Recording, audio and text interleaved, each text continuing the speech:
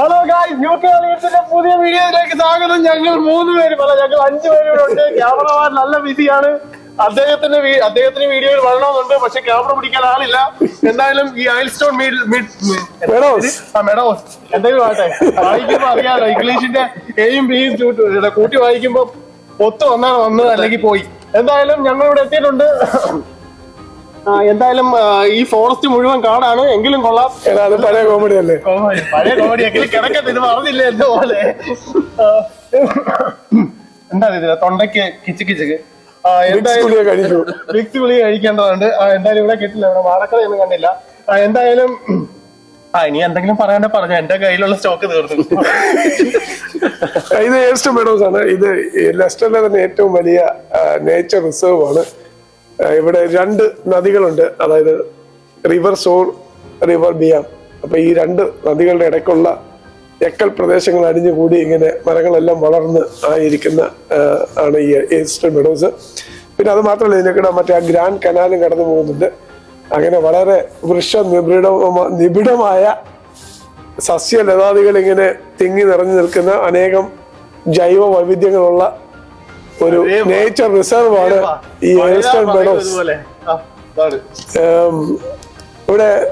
ഇവിടെ വളരെ pre historic ആയിട്ടുള്ളൊരു സ്ഥലമാണിത്. അതായത് പിന്നെ പ്രീ ഹിസ്റ്റോറിക് സെറ്റിൽമെന്റ് വരെ ഇവിടെ ഉണ്ടായിട്ടുണ്ട്. അങ്ങനെയാണ് ഈ ഏൽസ്റ്റൺ പട്ടണമൊക്കെ ഇവിടെ പിന്നെ രൂപപ്പെട്ടത് ഇതിന്റെ കരയില്.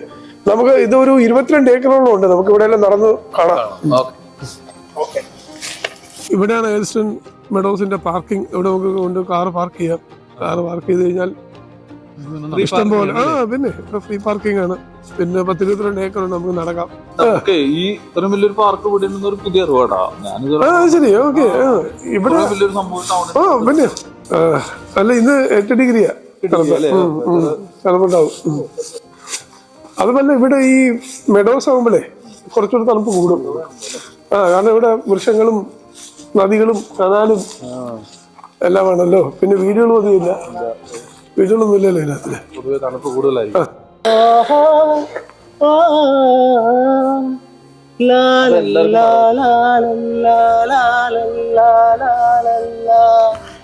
ഇപ്പൊ 9 ഡിഗ്രി ഉണ്ടല്ലേ ഇപ്പത്തെ വെതർ. 9 ഡിഗ്രിയാണ്. അതിന്റെ ഒരു നല്ലൊരു ബുദ്ധിമുട്ട്.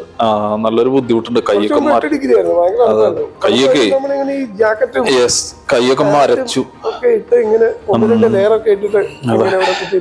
പക്ഷെ നല്ല രസം കാണാനല്ലേ.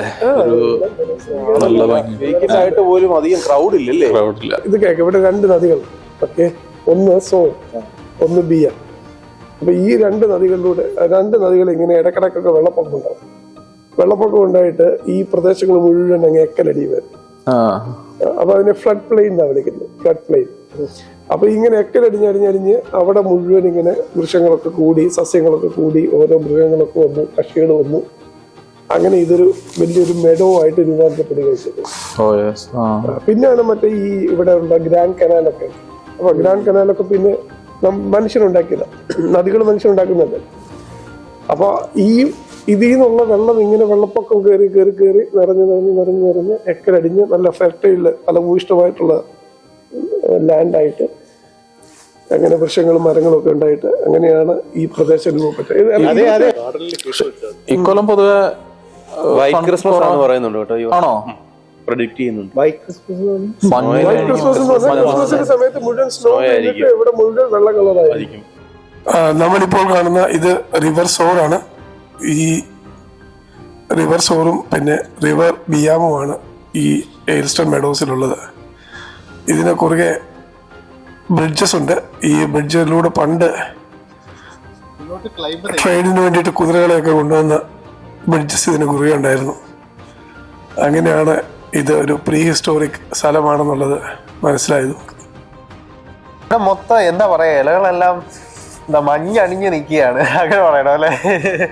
നല്ല ഭംഗിയുണ്ട്. അതായത് ഈ റോഡ് ഇങ്ങോട്ട് വരുന്ന ഓരോ വഴിയിലും മഞ്ഞ കളറാണ്. മഞ്ഞ അല്ലെ ലൈറ്റ് ഓറഞ്ച് അല്ലെങ്കിൽ ആ ഒരു കളറിലാണ് എല്ലാ ഇലകളും നിൽക്കുന്നത്.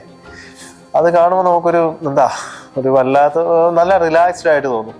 നല്ലൊരു എക്സ്പീരിയൻസ് ആണ്. ഇപ്പം താല്പര്യമുള്ളവർ പറ്റുമെങ്കിൽ സൈക്ലിങ്ങിനോ അല്ലെങ്കിൽ നടക്കാനോ ആയിട്ട് ഇറങ്ങുന്നത് നല്ലതാണ്. പക്ഷെ ചെറുതായിട്ട് തണുപ്പുണ്ട്. പക്ഷെ ഇത് എന്താ ഇപ്പം ഇലപൊഴിയും കാലം ഇപ്പം തീരാറായി. ഇനി നല്ല തണുപ്പാണ് വരുന്നത്. എല്ലാ മരങ്ങളും ഇനി എന്താ സ്കെൽട്ടൻ ആയിട്ട് ഇങ്ങനെ നിൽക്കുന്ന കാണാം.